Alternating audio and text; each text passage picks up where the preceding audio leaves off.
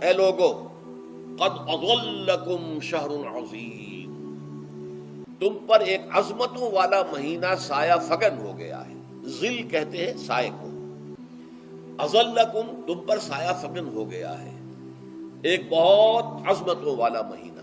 اب دیکھیں یہ وہی ہے بات جو انگریزی کے محاورے میں ہے کہ coming events cast their shadows before. آنے والے واقعات کا ایک سایہ سا پہلے سے پڑ جاتا ہے.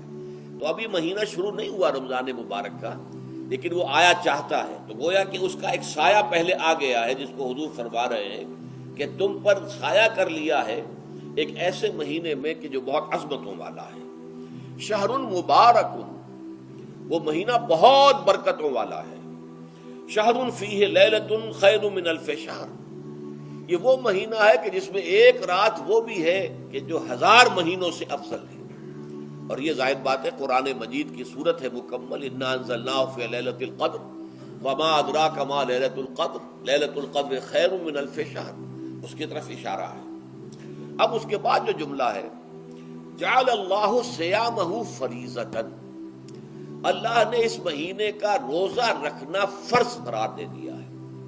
وقیام لیلہ، ایک تو قیام اللیل کے لفظ پر غور کیجیے، اور اس کی راتوں کے دوران کھڑے رہنے کو تطوعاً آزاد مرضی پر چھوڑ دیا ہے. تو گویا کہ اس رمضان مبارک کے 2 پروگرام ہیں.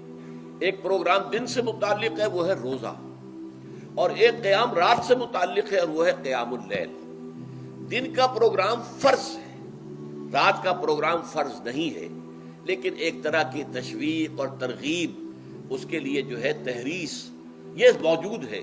ورنہ تو یہ ہے کہ ہر رات جو ہے اس میں تہجد آپ پڑھیں، رات کو کھڑے رہیں، وہ اللہ تعالیٰ کو بہت پسندیدہ ہے. تہجد حضور کے لیے تو فرض کے درجے میں رہی ہے، لیکن عام مسلمانوں پر فرض نہیں ہے. البتہ جو کوئی کر سکے ان کے لیے یقیناً بہت اعلیٰ مراتب ہے، بہت اونچے درجات ہیں. تو وہ تو کسی بھی شب میں پورے سال آپ کریں، لیکن اس کے لیے خاص طور پر چونکہ اہتمام کیا گیا، لہذا جعلہ کا جو فعل ہے اس کے مفعول میں جہاں یہ شامل ہے، نمبر 1 جعل اللہ صیامہ فریضۃ، روزہ رکھنا فرض قرار دے دیا، اور اس کی راتوں کو کھڑے رہنا یہ تمہاری مرضی پر چھوڑ دیا، اسے فرض نہیں کیا ہے. بس اس تمہید کے بعد اب میں شروع کروں گا استقبال رمضان کے ضمن میں روزے کا اصل حاصل کیا ہے. اب پہلی آیت پر ہمیں توجہ دینی ہوگی. یا ایھا الذین آمنوا کتب علیکم الصیام، اہل ایمان تم پر روزہ فرض کیا گیا، لکھ دیا گیا، طے کر دیا گیا. اگرچہ جیسا کہ میں نے عرض کیا یہ ابتدائی حکم ہے، اور اس میں وجوب علی التخییر وہ بعد میں آ چکا دوسری آیت میں. کما کتب علی الذین من قبلکم، جیسے کہ یہ فرض کیا گیا تھا ان پر جو تم سے پہلے تھے، یعنی یہود اور نصارہ، ان پر بھی یہ روزہ جو ہے یہ فرض تھا. البتہ احکام مختلف ہو گئے. جیسے جمعے کا دن، اور جمعے کو چھوڑ کر یہودیوں نے سبت کا دن اختیار کیا، عیسائیوں نے جو ہے وہ سنڈے کو اختیار کر لیا، لیکن احکام میں فرق ہے. وہاں پورے سبت کے دن، ہفتے کے دن کاروبار دنیاوی مطلقاً حرام، لیکن ہمارے ہاں شریعت کے اندر آسانی پیدا کی گئی کہ صرف جمعے کی اذان سے لے کر نماز ادا ہو جانے تک وہ حرام ہے، لیکن باقی یہ ہے کہ اس سے پہلے بھی اگر کرو، اور بعد میں جب فَإِذَا قُضِيَتِ الصَّلَاةُ فَانتَشِرُوا فِي الْأَرْضِ وَابْتَغُوا مِن فَضْلِ اللَّهِ، جب نماز ادا ہو چکے تو جاؤ، منتشر ہو سکتے ہو زمین میں، اور اللہ تعالیٰ کے فضل کو تلاش کر سکتے ہو. تو اسی طریقے سے اگرچہ حکم روزہ جو ہے وہ تو سابقہ امتوں میں بھی تھا، لیکن یہ اس کے احکام جو ہیں ان کے اندر تغیر و تبدل ہے. کتب علیکم الصیام کما کتب علی الذین من قبلکم لعلکم تتقون، تاکہ تمہارے اندر تقوی پیدا ہو جائے. اب یہ ہے حکمت صوم کی پہلی آیت. تقوی کسے کہتے ہیں؟ بچنا. کس چیز سے بچنا؟ اللہ نے جو چیزیں حرام کی ان سے بچنا، اللہ کے احکام کو توڑنے سے بچنا. دیکھیے یہ لفظ جو ہے اس کا مادہ ہے وا، قاف اور یا، وقا. وقا یقی کے معنی ہے کسی کو بچانا. ہم دعا مانگتے وقنا عذاب النار، اے اللہ ہمیں آگ کے عذاب سے بچا لے. لیکن ارتقا بنتا ہے باب افتعال، واو تے میں شامل ہو گئی تو اتقا، اور اسی سے تقویٰ ہے۔ تقویٰ کے معنی کیا ہے؟ بچنا، خود بچنا، وقایقی دوسرے کو بچانا۔ بچنا اللہ کے احکام کو توڑنے سے، اللہ کی حرام کردہ چیزوں میں ملوث ہونے سے، اللہ کے غضب سے، غصے سے، اللہ کی ناراضگی سے، اور آخرت میں اللہ کے عذاب سے۔ یہ بچنے کی روش ہے، پوری زندگی میں بھی اس کو جاری رکھو۔ یہ تقویٰ زندگی میں کیا ہوگا؟ اللہ کے احکام کو توڑنے سے بچنا، اللہ کی حرام کردہ چیزوں میں ملوث ہو جانا، ان کا استعمال کرنا، کھانے پینے سے متعلق ہو یا وہ شہوت سے متعلق ہو یا کسی اور چیز سے متعلق ہو، اس سے بچنا۔ اور یہ بچنا جو ہے آخرت میں نتیجہ خیز ہوگا، جہنم سے بچاؤ ہو جائے گا، آگ کے عذاب سے نجات مل جائے گی۔ اچھا، روزے کا اس سے تعلق کیا ہے یہ سمجھ لیجیے۔ دیکھیے، ہمارے گناہوں کا سب سے بڑا سبب ہمارے نفسانی تقاضے ہیں۔ ہم ایک حیوان بھی ہیں، اور حیوان سے برتر بھی کچھ ہے، وہ میں بعد میں عرض کروں گا، لیکن حیوان تو ہے۔ جیسے ہر حیوان کو کچھ خوراک کی ضرورت ہے، ہمیں بھی ضرورت ہے۔ ہر حیوان کو بقائے نسل کا معاملہ جنسی ہے، وہ ہمارا بھی ہے۔ ہر حیوان کو کوئی نہ کوئی سر چھپانے کی جگہ چاہیے، کوئی گھونسلہ ہو، کوئی کھو ہو، کوئی بل ہو، کچھ بھی ہو، کچھ تو چاہیے آخر۔ اسی طریقے سے ہمارے سارے تقاضے ہیں۔ حیوانات کو بھی آرام چاہیے، ہمیں بھی آرام چاہیے۔ یہ حیوانی تقاضے جو ہیں، جن کو ہم کہیں گے اینیمل انسٹنکٹس، ہمارے وجود کے اندر ہیں یہ، اور ان کا تقاضا ہمارے اندر سے ابھرتا ہے۔ اسی کو اڈ اینڈ لیبیڈو کہا ہے فرائڈ نے۔ جدید نفسیات کا بابا آدم جو ہے وہ فرائڈ ہے، اس نے اسے اڈ اور لب سے تعبیر کیا ہے، اس سے اوپر سیلف کو لایا ہے، اور اس کے بعد جو ہے وہ سپر ایگو ہے۔ تو یہ تین درجے اس نے متعین کیے ہیں، اور میں اس کی دقت نظر، ایکیوٹی آف آبزرویشن کا بہت قائل ہوں۔ اگرچہ نظریات کا جو نتیجہ اس نے نکالا ہے وہ غلط ہے، لیکن ایکویٹی آف آبزرویشن کا قائل ہوں کہ اس نے انسانی شخصیت کے تین لیولز کو آئیڈینٹیفائی کیا ہے۔ یہی تین لیولز ہمارے ہاں ہیں، نفس، قلب، روح، یہ تین لیولز ہیں۔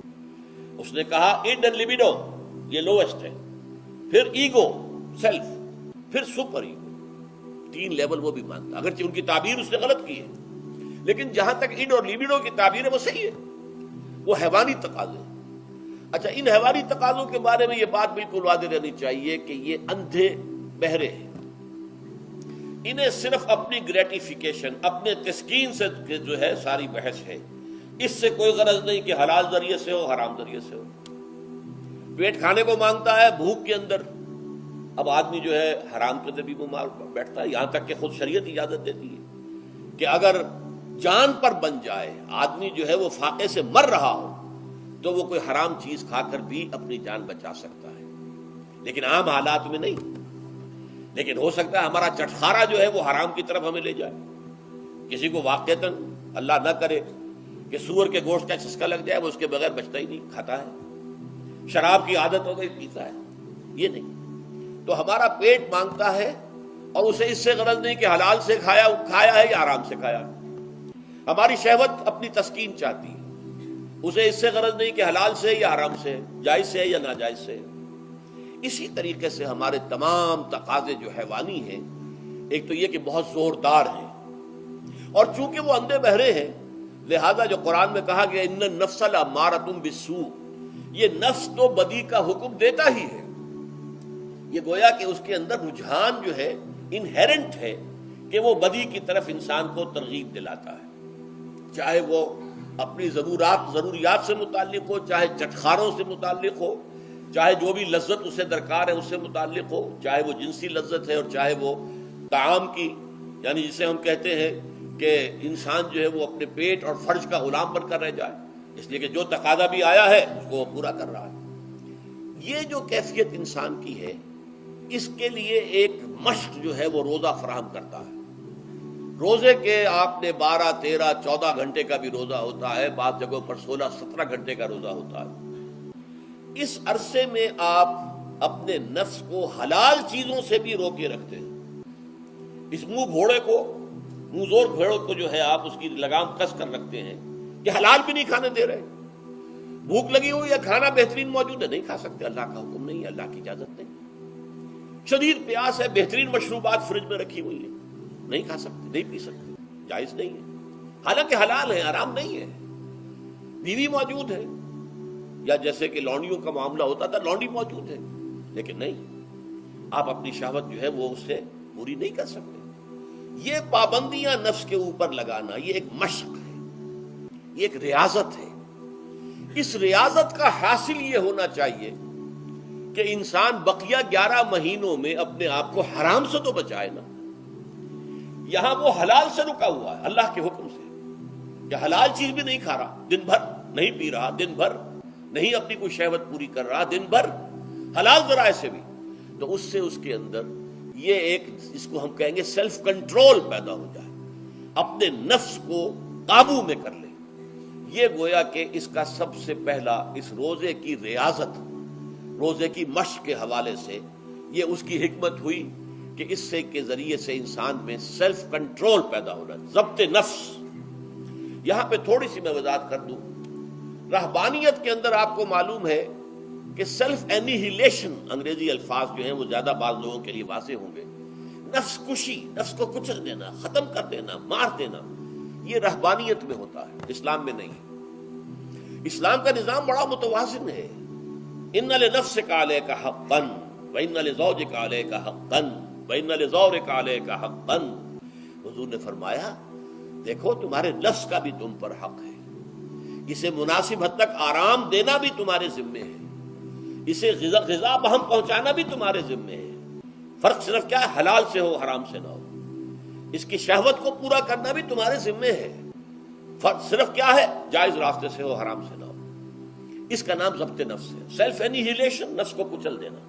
یہ جو تپسیاں جو ہیں ہندو سادھو کرتے رہے ہیں، اور جو سب سے زیادہ معاملہ جو ہے وہ جو راہب ہوتے تھے حضرت مسیح علیہ السلام کے پیروکاروں میں، انہوں نے تاریخ کے اندر جو مثالیں دی ہیں اس کا جو ہے اندازہ کرنا مشکل ہو جاتا ہے کہ کس درجے وہ لوگ اپنے نفس کو کچل دیتے تھے، جس کا قرآن مجید میں سورہ حدید میں ذکر بھی ہے۔ اکثر لوگ تو پابندی نہیں کر سکتے تھے، اپنے اوپر پابندیاں لگانے کے بعد غلط راستوں پر بھی چل پڑتے تھے، لیکن جو لوگ ان پابندیوں کو نبھاتے تھے وہ کس انتہا تک جاتے تھے۔ کبھی آپ جو ہے ہسٹری آف کرسچن مناسٹسزم پر جو تاریخ کی کتابیں لکھی گئی ان کو پڑھیں تو اندازہ ہوگا۔ مولانا مودودی نے تفہیم القرآن میں اس کا کچھ حوالے دیے ہیں، اور واقعہ یہ کہ رونگٹے کھڑے ہو جاتے ہیں انسان پر کہ اس درجے میں انہوں نے اپنے نفس کو کچلا تھا۔ ہمارے صوفیہ کے ہاں بھی بعض ایسی روایات صحیح ہیں یا غلط ہے بیان کی جاتی ہیں، لیکن اسلام کا اصل معاملہ کیا ہے، توازن، اعتدال۔ تمہارے نفس کا بھی تم پر حق ہے، ان لنفسک علیک حقا، تمہاری بیوی کا بھی تم پر حق ہے، وَإِنَّ لِزَوْجِكَ عَلَيْكَ حَقًّا، اور تمہارا جو بھی کوئی ملاقاتی آئے، کوئی دوست ہے، اس کا بھی زورک علیک حق ہو، زیارت کرنے کے لیے کوئی آیا اس کا بھی حق ہے، ان کے حقوق ادا کرو۔ حضرت عبداللہ ابن عمرو بن العاص رضی اللہ تعالی عنہما صحابہ کرام میں اس اعتبار سے بہت ممیز تھے کہ ان پر عبادت جو ہے، عبادت گزاری کا اتنا غلبہ ہو گیا تھا، ہر روز روزہ رکھتے تھے اور رات کو پوری رات کھڑے رہتے تھے۔ حضور کو اطلاع دی گئی، حضور نے طلب کیا فوراً، آپ نے فرمایا یا عبداللہ الم نخبر، کیا ہمیں یہ خبر نہیں دی گئی انک تصوم الدہر وتقوم اللیل، کہ تو ہمیشہ رات کو کھڑا رہتا ہے نماز پہ اور ہر روز روزہ رکھتا ہے۔ اب ظاہر بات ہے حضور کے حضور میں جھوٹ کیسے بولتے، ویسے بھی جھوٹ بولنے کا سوال نہیں صحابہ کے لیے، تو عرض کیا بلا یا رسول اللہ ایسی تو صحیح ہے۔ فرمایا لا تفعل، ہرگز ایسا مت کرو، فإن لنفسك عليك حقا وإن لزوجك عليك حقا وإن لزورك عليك حقا، تمہارے نفس کا بھی تم پر حق ہے، روزہ رکھو بھی اور افطار بھی کرو۔ بہترین روزہ جو ہے وہ حضرت داؤد علیہ السلام کا تھا، ایک دن روزہ رکھتے تھے، ایک دن افطار کرتے تھے، لیکن یہ ہے کہ آپ ہفتے میں 2 دن روزے حضور کے ہیں، سوموار کو اور جمعرات کو، مہینے میں 3 روزے یہ ہیں، اس میں گویا کہ سنت پر عمل بھی ہو جائے گا، لیکن یہ کہ ہمیشہ روزہ رکھنا، بلکہ یہاں تک کہا گیا ما ساما من سام الدہر، جو ہمیشہ روزہ رکھتا ہے اس نے کوئی روزہ رکھا ہی نہیں۔ کیا مطلب، یہ تو اس نے اپنی ہیبٹس بدل لی ہے، ہیبٹس ہو گئی ہیں یہ کہ سارا دن بھر نہیں کھانا، صبح کھانا شام کو کھانا، بس یہ تو اس نے اپنی ہیبٹ بدل لی ہے، روزہ ہیبٹ بن گیا اس کا۔ ما ساما من سام الدہر، جس نے ہمیشہ روزہ رکھا اس نے کوئی روزہ رکھا ہی نہیں، اس لیے کہ روزہ تو در حقیقت اس شخص پر شاخ گزرتا ہے جس کو عادت ہے دن میں کھانا کھانے کی، اس کو دن کے اندر 3 کھانے کھانے کی عادت ہے، تبھی تو وہ شاخ گزرے گا. اگر وہ عادت ہی آپ نے بدل لی ہے تو ظاہر بات ہے کہ پھر روزے کی جو برکت ہے وہ تو ظاہر نہیں ہوگی. تو بہرحال اس اعتبار سے غور کیجئے کہ یہ پہلا حکم جو ہے روزے کا، لعلکم تتقون، تاکہ تمہارے اندر تقوی پیدا ہو جائے، اپنے نفس پر کنٹرول پیدا ہو جائے. اس کو یوں سمجھیے کہ یہ ایک بڑا منہ زور گھوڑا ہے ہمارا جو نفس ہے، ہمارا جو جسم ہے، حیوانی نظام. اس پر ہماری خودی یا ہماری انا یا ہماری ایگو یا ہمارا سیلف، یہ اس پر حکمران ہے، اس کا گھوڑے کا سوار ہے. اب اگر گھوڑا منہ زور ہے اور سوار کے قابو میں نہیں ہے تو کیا نتیجہ نکلے گا؟ اب وہ گھوڑے کے اختیار میں ہے، سوار صاحب کی جان جو ہے وہ جا کر پٹخ دے کہیں، کسی کھائی میں گرائے، کسی اور جگہ گرائے، وہ تو گویا کہ اس کے رحم و کرم پر ہے. ہاں اگر سوار تکڑا ہے اور سوار نے جو ہے گھوڑے کو قابو میں کیا ہوا ہے، اس کی رانوں میں بھی جان ہے، دبایا ہوا گھوڑے کو اپنی رانوں کے درمیان، تو ظاہر بات ہے کہ اب یہ گھوڑا جو ہے بہت بڑی ایسٹ ہے اس کے لیے. اب گھوڑا ادھر جائے گا جدھر سوار لے جانا چاہے گا. سوار اپنے مقصد، اپنی منزل تک پہنچے گا گھوڑے کے ذریعے سے. اور اگر برعکس ہے، جیسا کہ میں عرض کر چکا ہوں، تو وہ سوار جو ہے وہ گھوڑے کے رحم و کرم پر ہے. یہی معاملہ ہے. ہماری خودی یا ہماری انا یا ہمارا ایگو، یہ در حقیقت یہ راکب ہے، اور ہمارا وجود حیوانی یہ مرکب ہے، یہ گھوڑا ہے. اگر ہم قابو یافتہ ہوں اپنے اس گھوڑے کے اوپر تو یہی جسم ہمارے لیے ایک بہت بڑا ایسٹ ہے. ہاتھوں سے نیکی کمائیں گے، پاؤں سے نیکی کمائیں گے، آنکھوں سے نیکی کمائیں گے، کانوں سے نیکی کمائیں گے، یہ ساری نیکیاں کمانے کا ذریعہ بن جائے گا. تلاوت قرآن سن رہے ہیں تو کانوں کی نیکی ہو رہی ہے، قرآن دیکھ کر پڑھ رہے ہیں تو آنکھوں کی نیکی ہو رہی ہے. یہ سارے ہمارے اعصاب، ہمارے تمام اعضاء و جوارح نیکی کا ذریعہ ہے. لیکن اگر کہیں یہ ہمارا نفس امارہ، ایڈ اور لیبیڈو ہم پر قابو پا لے تو پھر ہم اس کے رحم و کرم پر ہیں، پھر وہ ہمیں جس کھائی میں چاہے گا گرا دے گا. تو اس اعتبار سے روزہ مجرد، ابھی روزے کی بات ہو رہی ہے، وہ روزہ خاص طور پر کہ جس کا حکم پہلے دیا گیا تھا، ایام معدودات، اس کے بارے میں اس کی حکمت، مجرد روزے کی حکمت کیا ہے؟ ضبط نفس. اسی ضبط نفس کا دوسرا نام تقویٰ ہے. آپ اپنے نفس پر قابو یافتہ ہیں اور پھر اللہ کے سامنے جھک رہے ہیں. یہ ہوئی نا اصل بات. آپ اللہ کے سامنے تو جھک رہے ہیں، اے اللہ میں تیری ہی بندگی کرتا ہوں اور کروں گا، نفس پر قابو ہے ہی نہیں، تو آپ کا یہ کہنا مہمل ہو جائے گا. نفس کا تقاضا ابھرے گا اور آپ اس کے آگے ہاتھ جوڑ کر کھڑے ہو جائیں گے. تو گویا کہ جو آپ نے کہا تھا ایاک نعبد و ایاک نستعین، اس کی پیروی کرنا، اس کو پورا کرنا، اس کا تقاضا بجا لانا آسان کام نہیں ہے. جو بھی گویم مسلمانم بلرزم کہ دانم مشکلات لا ادارہ. جب میں کہتا ہوں کہ میں مسلمان ہوں تو میں مجھ پر کب کب یہ طاری ہوتی ہے، اس لیے کہ مجھے معلوم ہے کہ لا الہ کہنے کا مقصد کیا ہے، مطلب کیا ہے، اس کے تقاضے کیا ہیں. تو روزہ، مجرد روزے کی غرض و غایت تقویٰ یا ضبط نفس، یعنی سیلف کنٹرول، اور اس سیلف کنٹرول کے ساتھ اپنے پورے وجود کو اللہ کے سامنے جھکا دینا، یہ عبادت ہے. اب آئیے اس عبادت کے لیے، روزے کے لیے رمضان کا مہینہ کیوں منتخب کیا گیا بالآخر؟ پہلے تو وہ ہر مہینے کے 3 دن تھے، بالآخر مستقل تا قیام قیامت اور رمضان کا مہینہ ہے. اس کی علت کیا ہے؟ ظاہر بات ہے کہ سارے 12 مہینے اللہ ہی کے ہیں، ہفتے کے سارے دن اللہ ہی کے ہیں. دنوں میں سید الایام جمعے کا دن ہے، مہینوں میں سید الاشہر، یہ جتنے مہینے ہیں ان میں سردار جو ہے مہینوں کا وہ رمضان مبارک ہے. کیوں ہے؟ اب آپ پڑھیے تیسری آیت، شہر رمضان الذی انزل فیہ القرآن. رمضان کا مہینہ وہ ہے جس میں قرآن نازل کیا گیا. اور اس کی مزید کیا ہے تشریح کہ رمضان ہی میں وہ لیلۃ القدر ہے جس میں قرآن نازل کیا گیا. اب یہاں 2 چیزیں علیحدہ علیحدہ سمجھ لیجیے. ہمیں معلوم ہے کہ قرآن حضور پر نازل ہوا 32 برس میں، نہیں 22 برس میں، 610 عیسوی سے لے کر اس موضوع پر آج شام کو تقریر ہوگی انشاءاللہ مفصل تعارف قرآن کے ضمن میں، بعد نماز عشاء قرآن اکیڈمی کی مسجد میں، کیونکہ معلوم نہیں کہ آج چاند ہو جائے گا یا نہیں ہو جائے گا. لہذا دورہ ترجمہ قرآن کل سے شروع ہوگا، اور آج جو ہے تعارف قرآن اور سورہ فاتحہ کا کچھ مفہوم میں بیان کروں گا. تاکہ یہ کہ رمضان مبارک کے لیے تمہید ہو جائے. پھر اگر چاند ہو گیا تو چھوٹی چھوٹی صورتوں کے ساتھ ہم تراویح مکمل کر لیں گے. ترجمہ قرآن کے ساتھ تراویح کل سے شروع. بہرحال اس ضمن میں رمضان کا چناؤ جو ہوا ہے تو یہ ترجیح بلا مرجح نہیں ہے. ایسے ہی نہیں کہ یوں ہی اس کو ترجیح دے دی گئی. اس کی حکمت ہے، غایت ہے، علت ہے، اس کا سبب ہے. رمضان کا مہینہ وہ ہے جس میں قرآن نازل کیا گیا، اسی میں وہ لیلۃ القدر ہے جس میں قرآن نازل کیا گیا. اگرچہ ہم جانتے ہیں کہ حضور پر قرآن نازل ہوا ہے 22 برس میں، 610 عیسوی سے 632 تک. اس معمے کو کیسے حل کریں گے؟ اس کا حل کیا ہے؟ رمضان مبارک کی ایک شب مبارک لیلۃ القدر میں پورا قرآن لوح محفوظ سے دفعتاً پورا کا پورا سمائے دنیا، پہلا آسمان جو ہے ہمارا، اس کے اوپر نازل کر دیا گیا.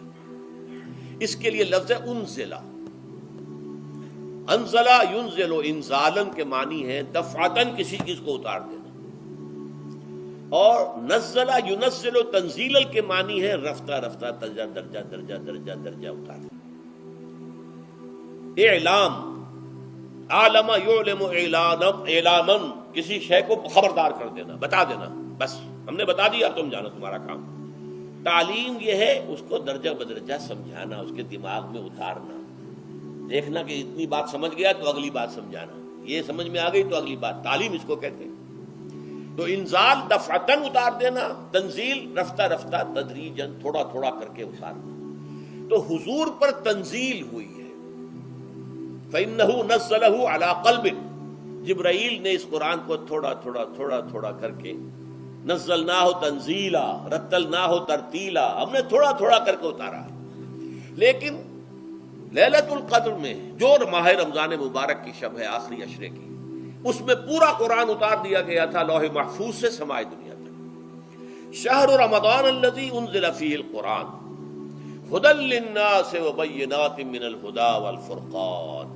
یہ قرآن کیا ہے؟ کیا بنا کر نازل کیا گیا؟ یہ حال ہے. یہ لوگوں کے لیے، پوری نوع انسانی کے لیے ہدایت ہے، اور یہ ہدایت بینات کی شکل میں آئی، واضح تعلیمات جن میں کوئی شک و شبہ کی گنجائش نہیں. از خود روشن، بینہ اسے کہتے ہیں وہ شے جو از خود روشن ہو، جس کو ہم کہتے ہیں کہ آفتاب آمد، دلیل آفتاب.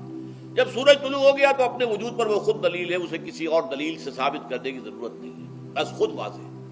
تو بینات من الہدی، جو قرآن کی بنیادی ہدایت ہے وہ بینات پر مشتمل ہے، واضح چیز ہے، جو انسان کے لیے، اس کی فطرت کے لیے جانی پہچانی چیزیں ہیں. یہ کوئی باہر کی چیز نہیں آ رہی ہے، اس کے قلب کی گہرائیوں کے اندر یہ سب کچھ موجود ہے، اور اس کی گواہی اس کے قلب کی گہرائیوں سے نکلتی ہے کہ ہاں دیکھنا تقریر کی لذت کے جو اس نے کہا، میں نے یہ جانا کہ گویا یہی میرے دل میں ہے، اس نے تو میرے اپنی فطرت کی ترجمانی کی ہے. والفرقان، بینات من الہدی والفرقان، یہ بینات کا اطلاق فرقان پر بھی ہو رہا ہے، حق و باطل کے اندر فرق کر دینے والی شے. بین صورت میں یہ حق ہے، یہ باطل ہے، یہ جائز ہے، یہ ناجائز، یہ غلط ہے، یہ صحیح ہے. یہ ہے قرآن مجید کی عظمت کا بیان. ویسے تو عظمت قرآن مجید کے اندر بہت سے مقامات پر آئی ہے اور بڑے ہی پرشکو انداز میں بھی آئی ہے، لیکن یہ اس وقت موقع نہیں ہے اس میں جانے کا.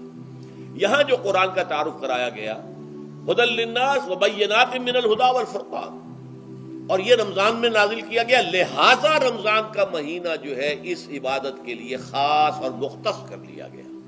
فمن شہد منکم الشہر فلیصم، تو جو کوئی بھی تم میں سے اس مہینے کو پائے یا اس میں مقیم ہو وہ لازماً روزہ رکھے. میں بیان کر چکا ہوں یہ وجوب علی العین ہے، اس کے اندر اب اختیار نہیں ہے، لیکن یہ کہ اگر من کان منکم مریضا او علی سفر فعدۃ من ایام اخر. اب دیکھیے یہ جو رمضان مبارک کو منتخب کیا گیا جو نزول قرآن کا مہینہ ہے، تو اس میں ایک دوہرا پروگرام رکھ دیا گیا ہے جو قرآن مجید میں تو واضح طور پر نہیں کہا گیا، اس لیے کہ اگر قرآن میں اس طور سے آ جاتا تو فرض ہو جاتا، اسے تطوعاً رکھا گیا ہے، لہذا اس کا ذکر قرآن میں نہیں ملے گا. موجود ہے کہ جب اس مہینے کو چنا ہی اس لیے گیا ہے کہ یہ نزول قرآن کا مہینہ ہے، لہذا اس کے لیے جو ہم نے پڑھا تھا وہ خطبہ، وہ اب اس کو پلٹ لیجئے.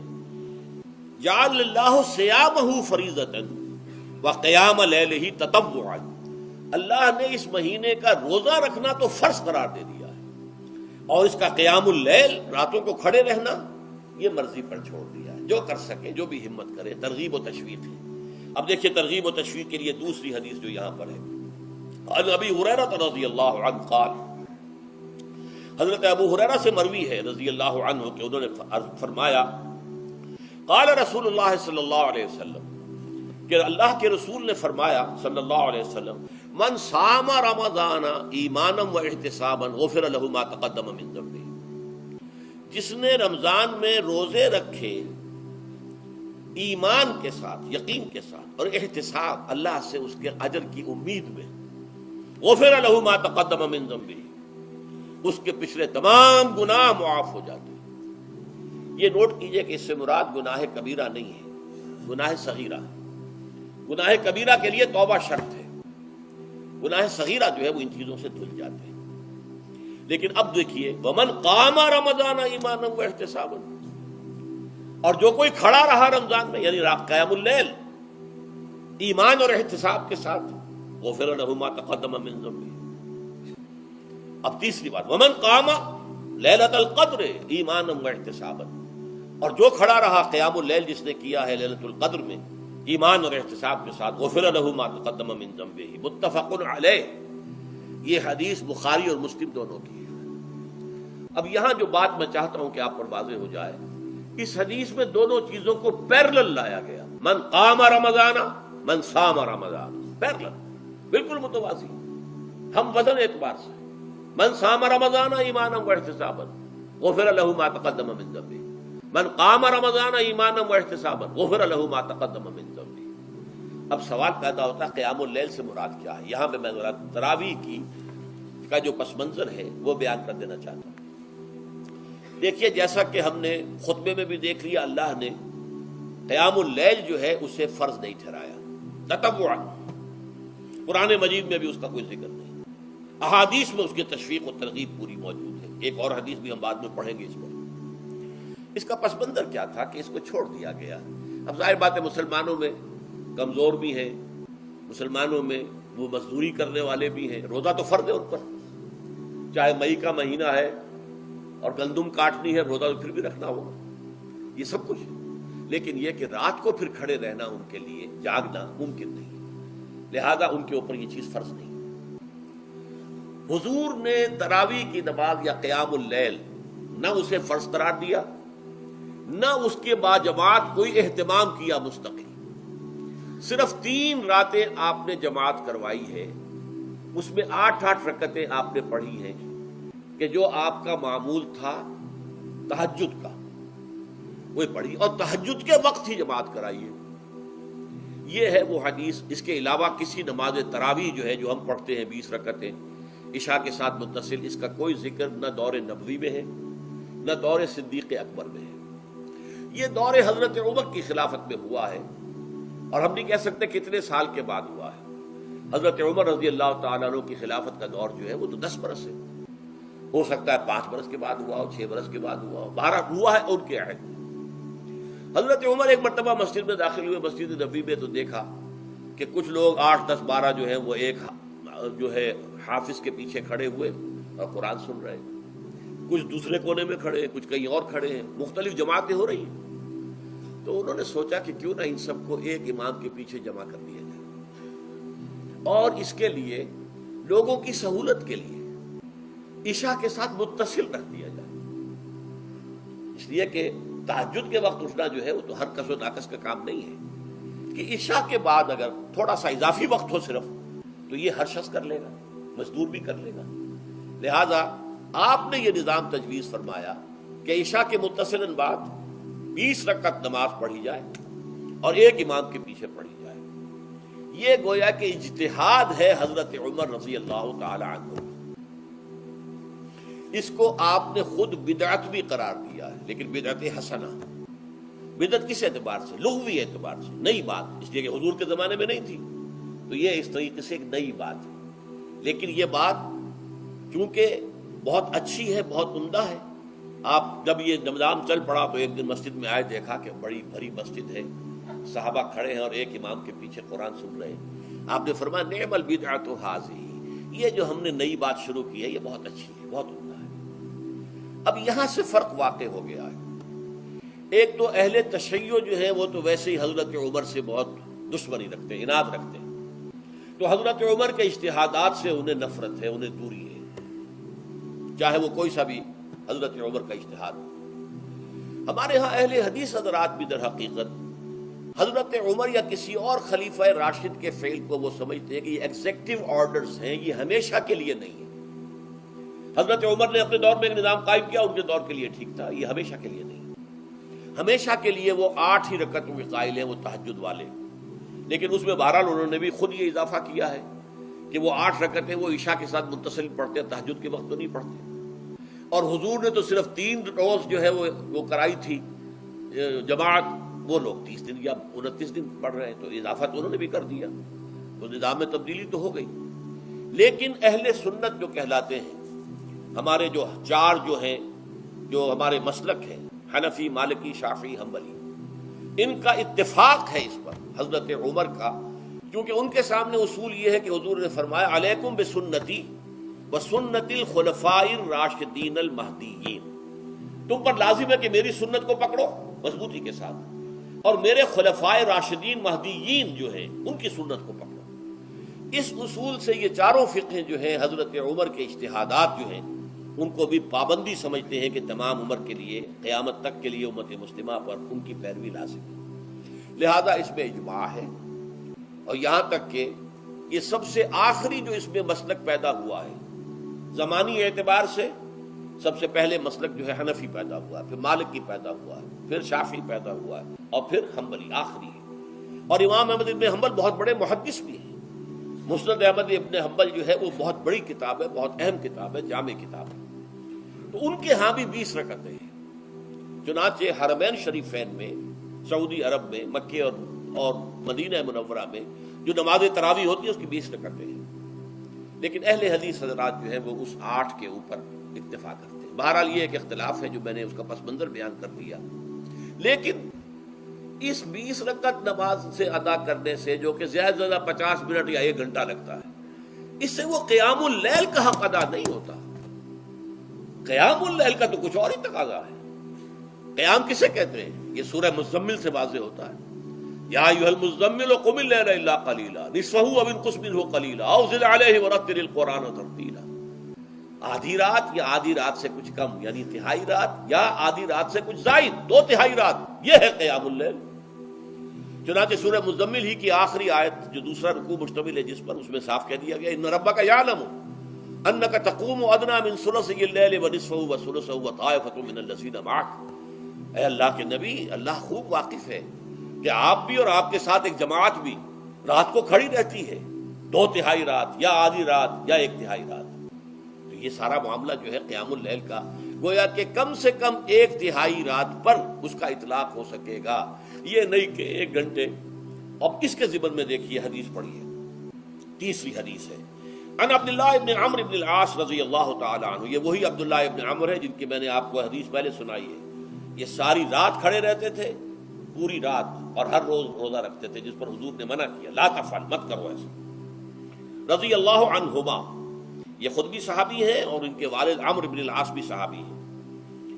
ان رسول اللہ صلی اللہ علیہ وسلم قال، کہ اللہ کے رسول صلی اللہ علیہ وسلم نے فرمایا الصیام والقرآن یشفعان للعبد، روزہ اور قرآن بندے کے حق میں شفاعت کریں گے۔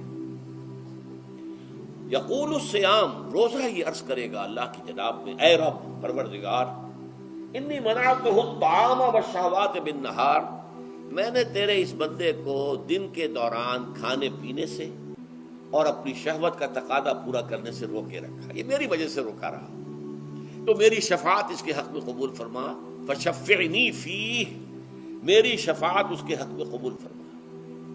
ویقول القرآن، قرآن کیا کہے گا؟ منعتہ النوم باللیل، میں نے اسے رات کے وقت سونے سے، نیند سے روکے رکھا، فشفعنی فیہ، تو اس کے حق میں میری شفاعت قبول فرما۔ حضور فرماتے ہیں فیشفعان، ان دونوں کی شفاعت قبول کی جائے گی۔ یہ ہے قیام اللیل۔ یہ قیام اللیل صرف تراویح کی نماز سے جو پڑھ لی جاتی ہے، اور ہمارے ہاں تو یہ ہے، وہاں کم سے کم یہ تو تھا، صحابہ کرام کھڑے ہوتے تھے تو جو قاری پڑھ رہا ہوتا تھا وہ ان کے دل میں اترتا جاتا تھا، اس کا مضمون اور مفہوم جو ہے ان کو معلوم ہے، لہذا وہ اس کی زبان سے نکلا ہوا ہر لفظ ان کے قلب کی گہرائیوں تک اتر رہا ہے۔ یہاں تو یہ ہے پیرٹ لائک حافظ ہے، اسے خود پتہ نہیں میں کیا پڑھ رہا ہوں، اکثر حفاظ جو ہیں وہ عالم تو نہیں ہوتے، اور جو سن رہے ہیں انہیں کچھ پتہ نہیں ہم نے کیا سنا ہے۔ تو ٹھیک ہے، کم سے کم ثواب تو انہیں ملے گا کہ انہوں نے وقت نکالا ہے، 1 گھنٹہ ہی اضافی صحیح، لیکن بہرحال اس کا وقت تو انہوں نے نکالا ہے، محنت کی ہے، کھڑے رہے ہیں، ثواب ملے گا۔ لیکن جو مقصد ہے وہ حاصل نہیں ہوتا۔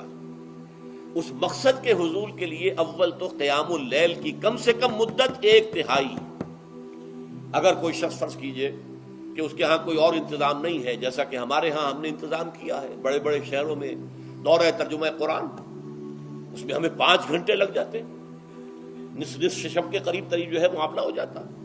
اس میں کیا ہوتا ہے کہ ہر 4 رکعت سے پہلے جو اس کے اندر پڑھا جانا ہے حصہ قرآن کا، اس کا پہلے ہم مطالعہ کرتے ہیں بیٹھ کر، ترجمہ اور کچھ موٹے موٹے نکات کی جو ہے وضاحت، پھر کھڑے ہو گئے اور قاری صاحب کے پیچھے 4 رکعتوں کے اندر وہ 4 رکوع یا جتنے بھی ہیں پڑھ لیے، سن لیے، پھر بیٹھ گئے 4 کے بعد پھر اگلی 4 رکعتوں کے اندر جو کچھ پڑھا جانے والا ہے اس کا ترجمہ، اس کی تفہیم ہو گئی، پھر کھڑے ہو گئے، پھر سن لیا۔ اس طریقے سے 5-6 گھنٹے میں تراویح ختم ہوئی، تو تراویح بھی ہو گئی، حضرت عمر کے اجتہاد پر عمل بھی ہو گیا، 20 تراویح ہو گئی، لیکن یہ ہے کہ اس کے ساتھ جو اصل غرض و غایت ہے قیام اللیل کی وہ بھی حاصل ہوئی۔ یہ ہم نے 17 سال پہلے شروع کیا تھا یا 18 سال پہلے، اور وہ انشاءاللہ اللہ کے فضل و کرم سے اب چل رہا ہے، بڑے بڑے شہروں میں ہو رہا ہے، لاہور میں جن مقامات پر ہو رہا ہے وہ تازہ جو ندائے خلافت ہے اس کے اندر آپ اس کی فہرست دیکھ لیں، کراچی میں تو اس سے غالباً 3 گنا مقامات کے اوپر وہ کام ہو رہا ہے، اور دوسرے شہروں میں بھی ہو رہا ہے۔ تو اس سے در حقیقت وہ غرض و غایت، وہ حکمت جو ہے پوری ہوتی ہے کہ یہ دونوں چیزیں پیرلل ہیں۔ من صام رمضان ایمانا واحتسابا غفر له ما تقدم من ذنبه ومن قام رمضان ایمانا واحتسابا غفر له ما تقدم من ذنبه۔ تو صیام اور قیام جو ہے ان دونوں کا حق ادا ہو جاتا ہے۔ تو یہ ہے شہر رمضان الذی انزل فیہ القرآن ھدی للناس وبینات من الھدی والفرقان فمن شہد منکم الشہر فلیصم ومن کان مریضا او علی سفر فعدۃ من ایام اخر یرید اللہ بکم اليسر ولا یرید بکم العسر ولتکملوا العدۃ ولتکبروا اللہ علی ما ھداکم ولعلکم تشکرون۔ اب جو آخری لفظ ہے لعلکم تشکرون، اب اس کی وضاحت سمجھیے۔ اور رمضان کے یہ 2 پروگرام جب پیرلل ہو جائیں گے، جب دونوں کی پابندی کی جائے گی، تو اس کا حاصل کیا ہے؟ اس بات کو سمجھنے کے لیے سب سے پہلے آپ اس کو سمجھیے کہ جسے ہم خود ہی کہہ رہے تھے، جسے ہم سیلف کہہ رہے تھے، اپنی انا کو مضبوط کرنا، سیلف کنٹرول، ایگو جو ہے وہ پوری طرح قابو یافتہ ہو ان اور لیبیڈو پر، اصل میں اس سے مراد کیا ہے؟ اس پر میں نے تفصیل سے بحث کی ہے عظمت صوم نامی اپنے کتابچے میں۔ ویسے یہ ہے کہ وہ مشکل ہے، ذرا فلسفیانہ اس کا انداز ہے، لیکن یہ ہے کہ وہی باتیں آسان الفاظ میں جو دوسرا کتاب چاہے عظمت سیام و قیام رمضان مبارک، وہ آسان ہے، اگرچہ یہ دونوں بہت ہی محدود تعداد میں ہمارے پاس ہیں، لیکن یہ کہ میں نے ذکر کر دیا، جو حضرات لینا چاہیں وہ لے لیں۔ لیکن یہ ہے کہ اس میں اصل پس منظر کیا ہے؟ دیکھیے، ہمارا جو وجود ہے انسان کا، یہ کمپوزٹ ہے، مرکب ہے۔ ہمارے 2 وجود ہیں جو جوڑ دیے گئے ہیں، کیسے جوڑ دیے گئے ہم نہیں جانتے، لیکن ہے 2 وجود۔ ایک وجود حیوانی ہے، میں نے عرض کیا تھا پہلے ہی، ہر انسان ایک حیوان بھی ہے مکمل، سارے حیوانی تقاضے ہمارے اندر بھی ہیں، لیکن حیوان اور انسان میں بنیادی فرق یہ ہے کہ انسان کا جو اصل وجود ہے وہ روحانی ہے۔ اس روحانی وجود کی وجہ سے انسان کا وہ مقام ہوا کہ تمام فرشتوں کو اس کو سجدہ کرنے کا حکم دیا گیا۔ فَإِذَا سَوَّيْتُهُ وَنَفَخْتُ فِيهِ مِن رُوحِي فَقَعُوا لَهُ سَاجِدِينَ۔ فرشتوں سے کہہ دیا گیا تھا کہ میں ایک بشر پیدا کرنے والا ہوں مٹی سے، جب میں اسے پیدا کر لوں اور اس کی ناک پلک سنوار دوں، 2 پلک درست کر دوں، تو پھر اس کے سامنے اور اس میں اپنی روح میں سے پھونک دوں تو گر پڑنا اس کے سامنے سجدے۔ حیوان انسان اور انسان روحانی، یہ دونوں مل کر اب آدم بنے ہیں۔ نمبر 2، اس حیوان انسان کا وجود زمین سے ہے، مٹی سے پیدا کی، مٹی سے، گارے سے، 3 لازب سے، چپچکانے والے گارے سے، وہ جس میں کہ بدبو پیدا ہو جائے، یہ ساری باتیں کہی گئی ہیں۔ اور سائنس بھی کہتی ہے مٹی سے پیدا ہوئے، کیسے پیدا ہوئے اس میں اختلاف ہے، لیکن یہ کہ ہے مٹی ہماری اوریجن، قرآن بھی کہتا ہے اور سائنس بھی کہتی ہے۔ اور ہمارے وجود کو جب وہ تھک جائے، مزمحل ہو جائے، اس کی انرجی کم ہو جائے، تو اس کے لیے جو غذا ہے، جو تقویت ہے، وہ بھی ساری زمین سے آ رہی ہے۔ آپ نے پھل کھائے، آپ نے گندم کھائی، آپ نے چاول کہاں سے آ رہے ہیں؟ اچھا بکری کا گوشت کھایا تو بکری کا گوشت کس چیز سے بنا ہے؟ اس نے گھاس کھائی ہے، اس نے پتے کھائے ہیں، وہیں سے تو بنا ہے نا۔ الٹیمیٹ سورس آپ کے وجود حیوانی کے لیے جو آ رہی ہے وہ زمین ہے۔ وجود روحانی کو بھی تقویت کی ضرورت ہے، وہ بھی مزمحل ہوتی ہے، کمزور ہو جاتی ہے، خاص طور پر جبکہ وجود حیوانی کا اس پر غلبہ ہو جائے، تب تو یوں سمجھیے کہ وہ بالکل بے ہوش ہو کر موت کے قریب پہنچ جاتی ہے۔ اس کی تقویت، اس کی غذا وہیں سے آئی ہے جہاں سے روح آئی ہے، وہ کلام ربانی ہے، روح ربانی۔ نفخت فیہ من روحی من روحی من روحی، میں پھونک دوں اس میں اپنی روح میں سے۔ روح کا تعلق ذات باری تعالیٰ کے ساتھ ہے۔ اسی طرح کلام ربانی کہاں سے آیا ہے؟ اللہ تعالیٰ کے پاس سے آیا ہے، یہ اس کی تقویت کا ذریعہ ہے۔ اب عام حالات میں کیا ہوتا ہے؟ ہمارا یہ وجود حیوانی چھایا ہوا ہے ہمارے وجود کے اوپر، بیچاری روح جو ہے دبی رہتی ہے، پسی رہتی ہے۔ اگر خدا نے خواستہ ہم گناہ گار بھی ہیں، گناہ پر گناہ کا ارتکاب کر رہے ہیں، تو وہ روح جو ہے وہ قلب کے آئینے شیشے کے اندر ہے۔ فیہا مصباح المصباح فی زجاجہ الزجاجہ تو کانہا کوکب دری، قلب جو ہے ایک شیشے کے مانند ہے جس کے اندر روح کا چراغ جل رہا ہے۔ اب اگر یہ اوپر جو شیشہ ہے اس پر دھواں آ گیا، لالٹین کی چمنی پر دھواں آ گیا، تو اب روشنی باہر تو نہیں آئے گی۔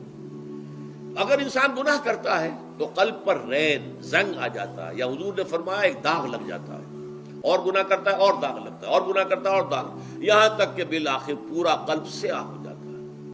اب وہ روح اندر بند ہو گئی، وہ دفن ہو گئی۔ اس کے لیے اب ضروری ہے کہ اب ایک پروگرام ایسا دیا جائے جو ریورس ہو جائے۔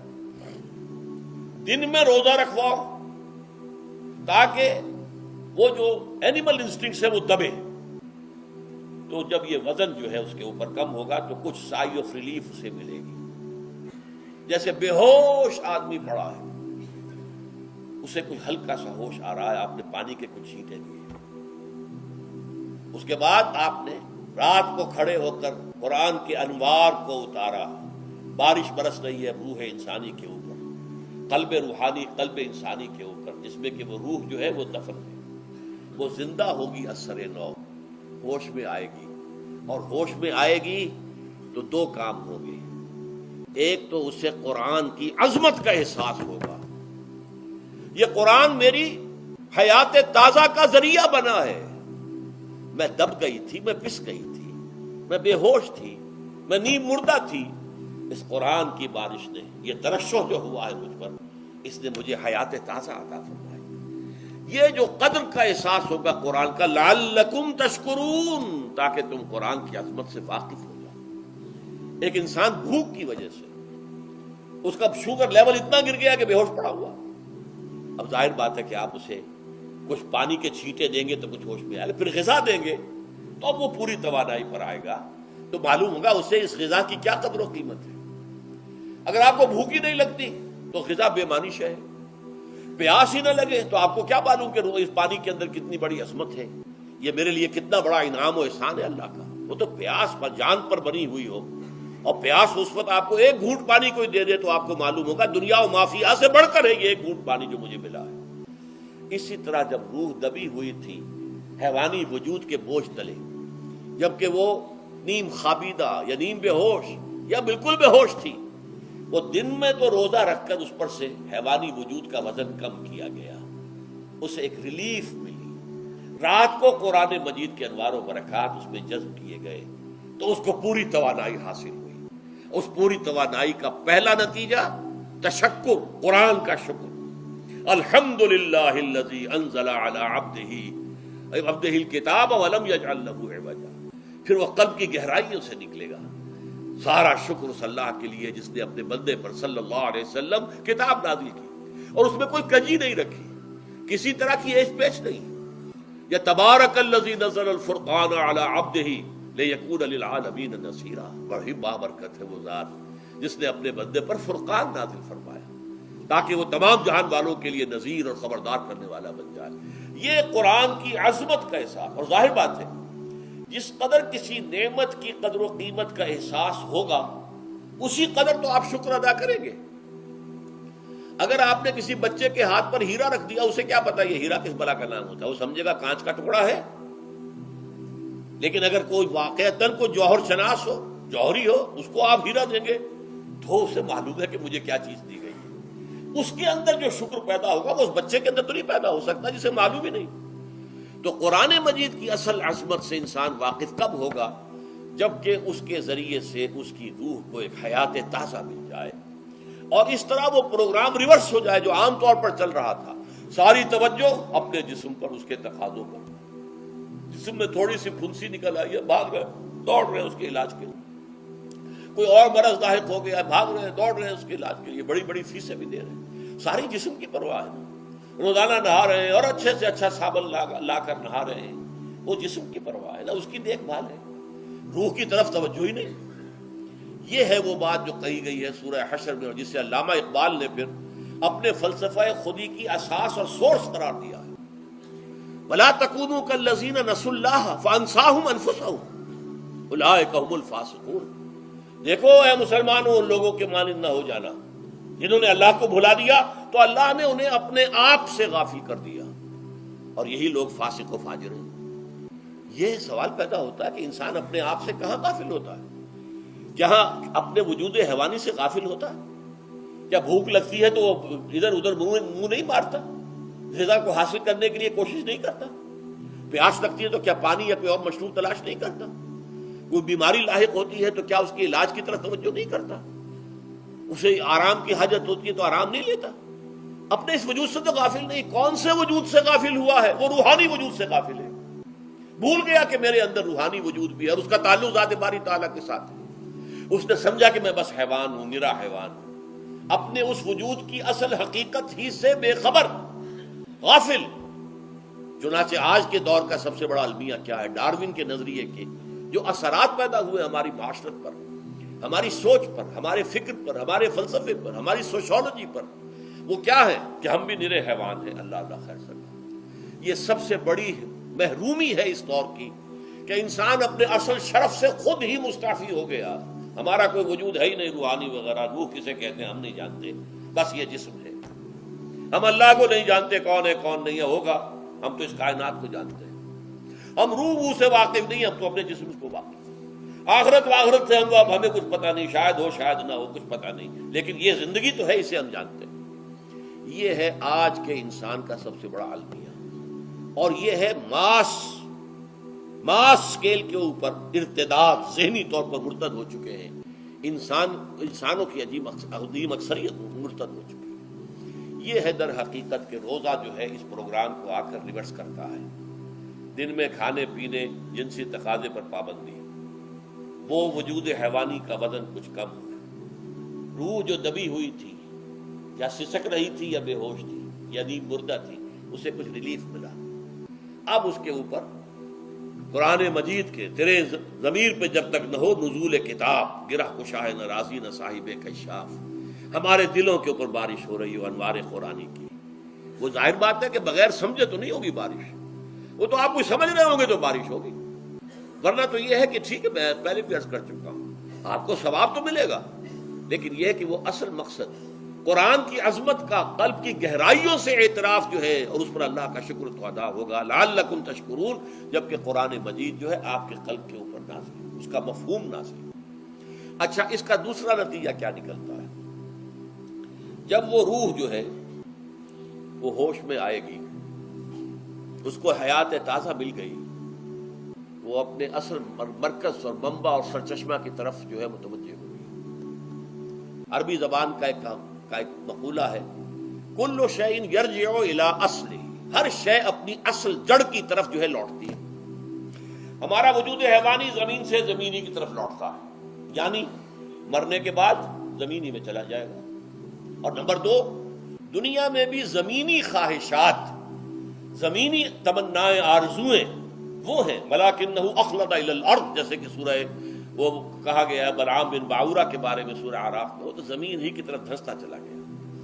ہماری روح کا منبع اور سرچشمہ ذات باری تعالیٰ ہے، وہ امر رب ہے، لہذا فوراً انسان اپنے رب کی طرف متوجہ ہوتا ہے.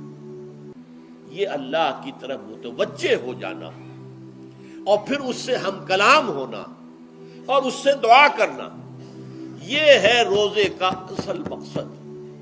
جب صیام اور قیام رمضان مبارک کا دوہرا پروگرام ہوگا تو روح انسانی یا انسان کا حیوانی وجود اپنے مرکز کی طرف مائل پرواز تھا. حسن، اس کو کہہ لیجئے اپنے مرکز کی طرف مائل پرواز ہے. روح ہر شے اپنے اصل کی طرف لوٹتی ہے، لہذا یہ اللہ کی طرف متوجہ ہوگی. یہ اللہ تعالیٰ کی طرف متوجہ ہونے کا معاملہ دنیا میں رہا ہے کہ لوگ کہیں جنگلوں میں جا کر تپسیاں کر کے، غاروں میں بیٹھ کے، بڑی بڑی ریاضتیں کر کے کیا چاہتے تھے؟ مجھ کو ہے تیری جستجو، مجھ کو تیری تلاش ہے. خالق میرے کہاں ہے تو، مجھ کو تیری تلاش ہے. میں نے یہ نظم جو ہے تقریباً 6 سال جو ہے ہر روز صبح، ہمارا جو ہائی اسکول تھا اس میں جو صبح پریئر ہوتی تھی، لوگ سب جمع ہوتے تھے، پورا اسکول جو ہے اس کے تمام طلباء، تو یہ نظم جو ہے پڑھی جاتی تھی. مجھ کو ہے تیری جستجو، مجھ کو تیری تلاش ہے. خالق میرے کہاں ہے تو، مجھ کو تیری تلاش ہے. روح انسانی چاہتی ہے اللہ کا تقرب، اللہ کے قریب ہونا، اللہ سے رشتہ استوار کرنا. یہ وجود حیوانی حائل ہے اس کے راستے میں. یہ حیات دنیاوی اس کے لیے پنجرا بن گئی ہے. اس روح کے لیے یہ ایک در حقیقت ایک قید خانہ ہے. جیسے کہ حضور نے فرمایا کہ الدنیا سجن المومن وجنت الکافر.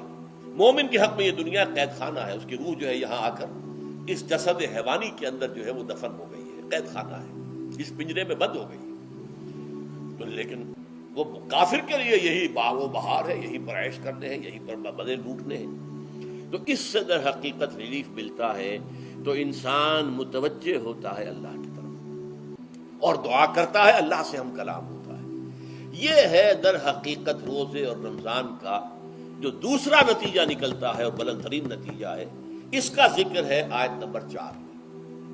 اور یہ کہ بہت سے لوگ ایسے ہیں جو قرآن مجید میں نظم کے بہت قائل ہیں، لیکن میں حیران ہوں کہ اس نظم کے اندر اس کے ربط اور رشتے کو وہ تلاش کرنے سے قاصر رہے. وَإِذَا سَأَلَكَ عِبَادِي عَنِّي فَإِنِّي قَرِيبٌ. جب روح بیدار ہو جائے گی، اسے حیات تازہ ملے گی، تو اے نبی میرے بندے جب آپ سے پوچھیں میرے بارے میں، وہ میرا تقرب چاہتے ہیں، میرا قرب چاہتے ہیں. وہ چاہتے ہیں مجھ سے ہم کلام ہونا.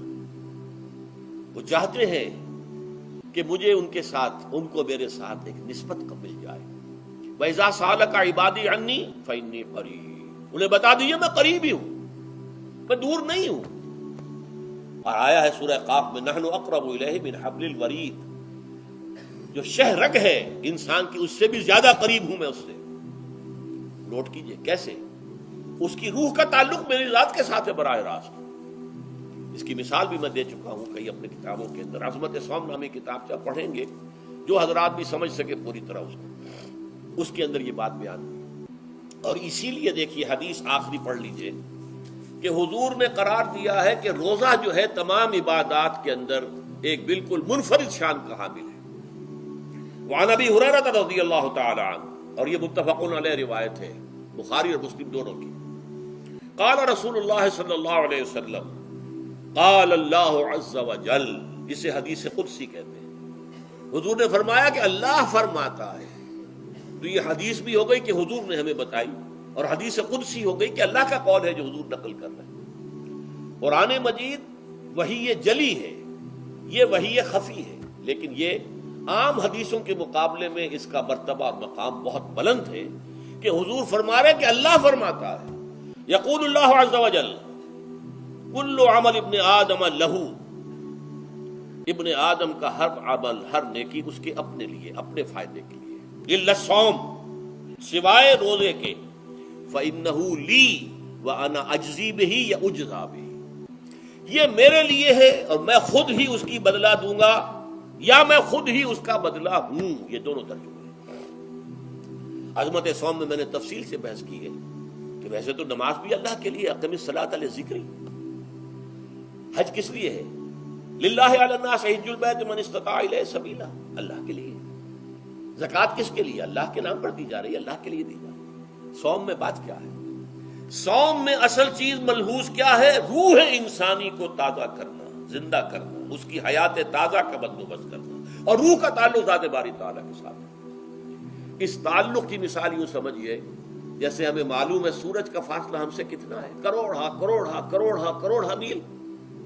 لیکن سورج کی کرن جو وہاں سے چل کر یہاں تک پہنچی ہے، کیا اس کا تعلق سورج سے منقطع ہے؟ سورج کے ساتھ تو تعلق قائم ہے. اسی طرح روح انسانی ذات باری تعالیٰ سے بہت دور آ کر کہہ لیجئے ہمارے وجود کے اندر آ گئی، ہمارے قلب کے اندر متمکن ہو گئی. لیکن کیا اس کا تعلق اللہ کی ذات سے منقطع ہے؟ نہیں. لیکن یہ روح ہی اگر مزمحل ہو گئی تو تعلق منقطع ہو جائے گا، اس لیے کہ اس روح کے اندر جان نہیں رہی. یہ روح تازہ ہوگی تو اس کا تعلق اللہ کی ذات کے ساتھ اثر نو استوار ہو جائے گا. اس لیے یہ کہا یہ میرے لیے ہے. الا الصوم فانه لی، یہ میرے لیے ہے. وانا اجزی بہ یا اجزا بہ، میں خود ہی اس کا بدلہ دوں گا یا خود ہی اس کی جزا ہوں. خود ہی اس کی جزا ہوں. اللہ کے اس بندے کا تعلق میرے ساتھ ایسا قائم ہو جائے گا کہ گویا کہ اسے میں مل گیا، اور میرا یہ مل جانا ہی در حقیقت انسانیت کی معراج ہے. اور دعا کے بارے میں جان لیجئے کہ حضور نے فرمایا الدعاء مخ العبادہ، دعا جو ہے عبادت کا اصل جوہر ہے، لب لباب ہے. اور یہ بھی کہا الدعاء هو العبادہ، دعا ہی اصل عبادت ہے، دعا ہی اصل عبادت ہے. دعا جو ہے وہ روح ہے اس کی. اور علامہ اقبال نے اپنے لیکچرز میں جو یہ خطبہ رکھا ہے اس موضوع کے لیے، میننگ آف پریئر ان اسلام، بڑا عظیم ہے. اس نے جو نقشہ کھینچا ہے کہ یہ پریئر کیا ہے؟ انائے صغیر، یہ ایگو میرا، میری انا، میری خودی، انائے صغیر انائے کبیر کے روبرو آتی ہے. انائے کبیر اللہ، اننی انا اللہ لا الہ الا انا. یہ انا، انائے کبیر، اللہ کی انا، وہ عظیم انا، اور یہ چھوٹی سی محدود سی انا. تو ہے محیط بے کراں، میں ہوں ذرا سی آبجو، یا مجھے ہم کنار کر یا مجھے بے کنار کر. اقبال نے پتہ نہیں کس جگہ کس کیفیت میں ڈوب کر یہ شعر کہا ہے. اے اللہ تو تو ایک ایسے سمندر کے مانند ہے کہ جس کا کنارہ ہی نہیں، اور میں چھوٹی سی ایک پانی کی ایک چھوٹی سی ندی ہوں، آبجو ہوں چھوٹی سی. اب کیا شکل ہے؟ یا تو مجھے اپنے آپ میں ملا لے تاکہ میں بھی ناپیدا کنار ہو جاؤں. دریائے سندھ کا پانی جب سمندر میں گر جاتا تو سمندر ہی بن جاتا. اور یا پھر مجھے بھی بے کنار کر دے، میری وجود کو بھی اتنی وسعت دے دے کہ کوئی کنارہ نہ رہے. اب یہ کیا اس نے سمجھا، کیا کہا؟ لیکن میں نے وہی انائے کبیر انائے صغیر. ایک ہے نماز ہم پڑھ لیتے ہیں، آپ نے سارا پڑھ لیا، سارا تعدیل ارکان بھی کر لی، لیکن اگر آپ کا اللہ کے ساتھ ڈائریکٹ کمیونین اور ڈائریکٹ کمیونیکیشن قائم نہیں ہوا تو نماز، جس کو کہ کہا گیا کہ الصلاۃ معراج المومنین، جو قرب حضور کو حاصل ہوا معراج میں، وہ ایک بندہ مومن دنیا میں رہتے ہوئے حاصل کر سکتا ہے نماز میں، اگر اس کی روح جو ہے واقعتاً ہم کا نام ہو رہی ہو الحمدللہ رب العالمین الرحمن الرحیم مالک یوم الدین اہدنا الصراط المستقیم ایاک نعبد و ایاک، اگر ہم واقعتاً ایسے کہہ رہے ہوں کہ ہمیں احساس ہو کہ ہم اللہ کے حضور میں حاضر ہیں اور عرض کر رہے ہیں، سجدہ کریں تو حدیث میں آتا ہے کہ ایسے محسوس ہو کہ گویا کہ میں نے اپنا سر اللہ کے قدموں میں رکھ دیا ہے. یہ ہے نماز. اب جو گفتگو ہو رہی ہے یہ ہم کلامی ہے. الصلاۃ معراج المومنین، اہل ایمان کے حق میں یہ نماز جو ہے یہ معراج کے درجے میں. لیکن یہ نماز کیسے نصیب ہوگی اگر روح سوئی ہوئی ہے، دبی ہوئی ہے، پسی ہوئی ہے، مزمحل ہے یا مردہ ہے؟ یہ نماز کیسے حاصل ہوگی؟ چاہے آپ 5 وقت کی نماز پڑھ رہے ہو، چاہے آپ نے ہیبٹ بنا لیا ہو نماز کو، چاہے خوش بھی ہو گیا ہو، لیکن یہ کہ جب تک وہ روح بیدار نہ ہو، جب تک ہم کلامی نہ ہو. افلاق سے آتا ہے نالوں کا جواب آخر، اٹھتے ہیں حجاب آخر، کرتے ہیں خطاب آخر. جب تک یہ نہ ہو، جیسے کہ میں ایک حدیث قدسی انشاءاللہ آج سناؤں گا سورہ فاتحہ کے ضمن میں، کہ اللہ تعالیٰ کے سامنے جب کھڑا ہو کر انسان جب کہتا ہے انی وجہت وجہی للذی فطر السماوات والارض حنیفا، دائیں بائیں سے بالکل اپنا تعلق کاٹ کر میں نے اپنا رخ کر لیا ہے اس اللہ کی طرف جس نے آسمانوں اور زمین کو پیدا کیا. اب یہ توجہ وجہت ہو، اگر یہ تو ہے چہرہ تو ہم نے کر دیا خانہ کعبہ کی طرف، اندر سے ہماری روح متوجہ نہیں ہوئی، وہ سوئی پڑی، اسے پتہ ہی کچھ نہیں کہ کیا ہو رہا ہے. تو اس صورت میں وہ کیا ہے؟ ظاہری بات تو پوری ہو گئی، نماز کا ثواب ہو جائے گا، فرض کی ادائیگی کا ثواب مل جائے گا، لیکن وہ اصل نماز تو حاصل نہیں ہوتی. یہ ہے وہ بات کہ وَإِذَا سَأَلَكَ عِبَادِي عَنِّي فَإِنِّي قَرِيبٌ. اے نبی، جب میرے بندوں کی روحیں بیدار ہو جائیں، توانا ہو جائیں، حیات تازہ سے وہ ہم کنار ہو جائیں، اور پھر وہ میرے بارے میں پوچھیں، وہ میرا تقرب حاصل کرنا چاہتے ہیں، تو آپ سے پوچھیں تو کہیے میں قریب ہوں. اجیب دعوت الداع اذا دعان، یہ ہے وہ دعا، میں ہر پکارنے والے کی پکار، ہر دعا کرنے والے کی دعا کو سنتا ہوں، قبول کرتا ہوں، جواب دیتا ہوں جہاں کہیں بھی مجھے پکارے. اذا دعان، اس میں در حقیقت وہ مفہوم آ گیا ہے there and then, wherever. آپ اپنے گھر میں ہو کر پکاریں اللہ کو، آپ بستر پر لیٹے ہوئے پکاریں اللہ کو. الذین یذکرون اللہ قیاما وقعودا وعلی جنوبہم. ہاں ٹھیک ہے، بعض مقامات بعض اوقات قبول دعا کے لیے زیادہ سازگار ہیں، حرم میں جا کر دعا مانگی جائے، اور منا میں عرفات میں خاص طور پر، جبل رحمت پر خاص طور پر، ملتزم جو ہے کعبے کا اس پر خاص طور پر، وہ ایام بھی ہے خاص. لیکن یہ نہیں ہے کہ بقیہ دنوں میں آپ کے اور اللہ کے درمیان کو بڑا فاصلہ ہے.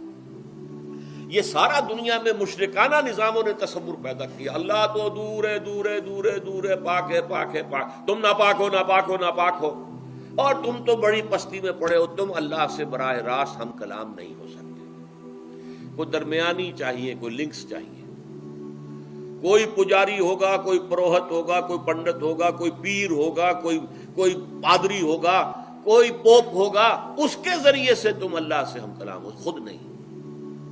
اور جب ذریعے بیچ میں آ گئے تو ان کی مٹھی گرم کرو، ان کی چاپلوسی کرو، ان کو بھی جو ہے چادریں چڑھاؤ، ان کو نذرانے پیش کرو. یہ ہے بدترین ایکسپلائٹیشن جو مذہب کے ذریعے سے نوع انسانی کی ہوئی ہے. یہ دو ایکسپلائٹیشن دنیا میں ہوئی ہے تاریخ انسانی میں. ایک بادشاہوں کی طرف سے خراج دو ہمیں، محنت تم کرو گے کھیت میں، آدھا حصہ ہمارے پاس آئے گا، ہم عیش کریں گے، ہم سٹینڈنگ آرمیز رکھیں گے تاکہ ذرا تم بغاوت کرو تو تمہارا سر کچل دیا جائے. یہ ایکسپلائٹیشن بدترین. مانگنے والا گدا ہے، صدقہ مانگے یا خراج. دوسری طرف ہم بادشاہ ہیں، ہم چندر بنسی سورج بنسی خاندان ہیں، ہم راجپوت ہیں، حکومت کرنا ہمارا حق ہے. اور یہ پنڈت پروہت جو ہے وہ بھی کہیں گے کہ ٹھیک ہے، نصف لی و نصف لک وہذا قوم جاہلون، یہ عوام جو ہے ان کا خون چوسو، ہمیں یہ نذرانے پیش کریں، بتوں کو آ کے چڑھاوے چڑھائیں اور تمہیں خراج دیں اور ٹیکس دیں. They are to be exploited. Exploit ہو رہا. اسلام نے آ کر دونوں کا خاتمہ کیا. کوئی ملوکیت نہیں. زکوٰۃ ہے تو غربا کے لیے، بادشاہ کے لیے نہیں ہے، یہ تو غربا کے لیے، لہذا کوئی ٹیکس نہیں. نمبر 2، اللہ سے ہم کلام ہونے کے لیے کسی دربان، کسی جو ہے پہرے دار کی مٹھی گرم کرنے کی ضرورت نہیں. جب چاہو ہم کلام ہو جاؤ. دل کے آئینے میں ہے تصویر یار، جب ذرا گردن جھکائی دیکھ لی. یہ تو تم ہماری طرف متوجہ نہیں ہوتے، ہم تو ہر وقت کہتے ہیں، ہر شب کو آخری لمحات جو ہیں، آخری جو گھنٹے ہیں رات کے، سمائے دنیا تک ہم نزول فرما لیتے ہیں تمہارے لیے. اور پکارنے والا پکارتا ہے، حل من مستغفر فاغفر له، ہے کوئی استغفار کرنے والا کہ میں اسے بخش دوں؟ حل من سائل فاعطیہ، ہے کوئی مانگنے والا کہ میں اسے عطا کروں؟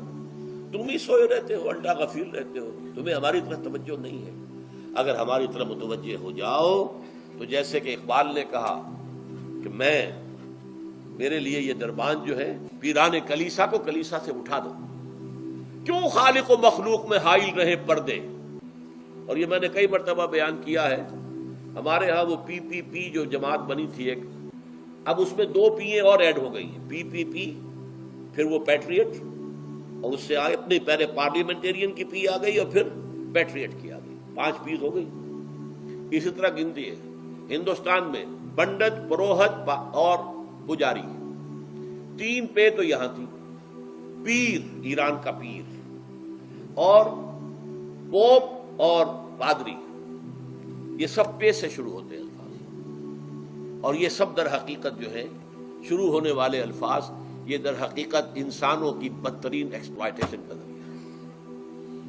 وَإِذَا سَأَلَكَ عِبَادِي عَنِّي فَإِنِّي قَرِيبٌ أُجِيبُ دَعْوَةَ الدَّاعِ إِذَا دَعَانِ فَلْيَسْتَجِيبُوا لِي. ہاں ایک تقاضا ہے، لیکن اس سے پہلے یہ بات سمجھ لیجئے، میں اس آیت کو میگنا کارٹا جسے کہا جاتا ہے حقوق انسانی کا سب سے بڑا چارٹر، میں اس سے کہیں بڑا چارٹر قرار دیتا ہوں کہ اللہ کہتا ہے مجھ سے ہم کلام ہونے کے لیے کسی واسطے کی، کسی وسیلے کی کوئی حاجت نہیں، جب چاہو مجھ سے ہم کلام ہو جائیں. ہاں ایک شرط ہے، فَلْيَسْتَجِيبُوا لِي، چاہیے کہ وہ میری بات بھی قبول کریں، میرے احکام کو تسلیم کریں، میرے فرامین کان سے کھول کر سنیں، ان پر دل سے عمل کریں. فَلْيَسْتَجِيبُوا لِي، یہ ون وے ٹریفک نہیں ہوگا کہ ہم تمہاری دعائیں قبول کریں اور تم ہماری باتوں سے پہلو تو ہی کرو، سنی انسنی کر دو، یہ نہیں ہوگا. یہ ایک 2 وے تعلق ہے جسے آج کل کہا جاتا ہے بائی لیٹرل تعلق ہے. بائی لیٹرل تعلق ہے اللہ اور بندے کے درمیان. بندہ توبہ کرتا ہے معاصی سے، اللہ تعالیٰ بھی اس کے لیے بھی لفظ تواب ہے، وہ بھی اپنی رحمت کے ساتھ دوبارہ متوجہ ہو جاتا ہے.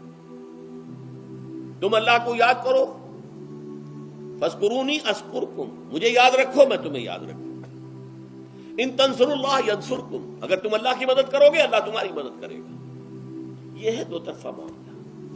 اسی طریقے سے تم چاہتے ہو کہ میں تمہاری دعائیں قبول کروں، مجیب دعوت الداعی اذا دعان، میں ہر پکارنے والے کی پکار کو سنتا ہوں جب اور جہاں، ویئر اینڈ وین وہ مجھے پکارے. لیکن لازم ہے فلیستجیب، وہ بھی میرا کہنا مانے، میرے فرامین کو کھلے کانوں سنے اور تہہ دل سے اس پر عمل کرے. ولیؤمنوا بی، اور مجھ پر ایمان پختہ رکھے، یقین اس کے ساتھ مجھے پکارے. لعلہم یرشدون، اب یہ سب سے بڑا لفظ آ گیا تاکہ انہیں رشد حاصل ہو جائے. رشد، فوز، فلاح، رشد، یہ کئی الفاظ ہیں. فوز فائز، فلاح مفلحون، رشد راشدون، اور یہ لفظ استعمال ہوا صحابہ کرام کے لیے سورہ حجرات میں، اولئک ھم الراشدون. تو گویا کہ یہ بلند ترین منزل ہے انسان کے لیے اگر اس کا یہ تعلق اللہ کے ساتھ قائم ہو جائے، دعا کا ہم کلام ہونے کا رشتہ اس کا قبول ہو مجھ مل جائے. اب آخری بات نوٹ کیجئے، آخری آیت جو ہے اس رکوع کی، بظاہر اس کا تعلق نہ روزے سے نہ رمضان سے، اکل حلال، اکل حرام سے روکا گیا ہے. وَلَا تَأْكُلُوا أَمْوَالَكُمْ بَيْنَكُمْ بِالْبَاطِلِ، اور دیکھو اپنے مال آپس میں باطل طریقوں سے مت کھاؤ. وَتُدْلُوا بِهَا إِلَى الْحُكَامِ، اور نہ ہی اپنے مالوں کے ذریعے سے حکام تک پہنچو.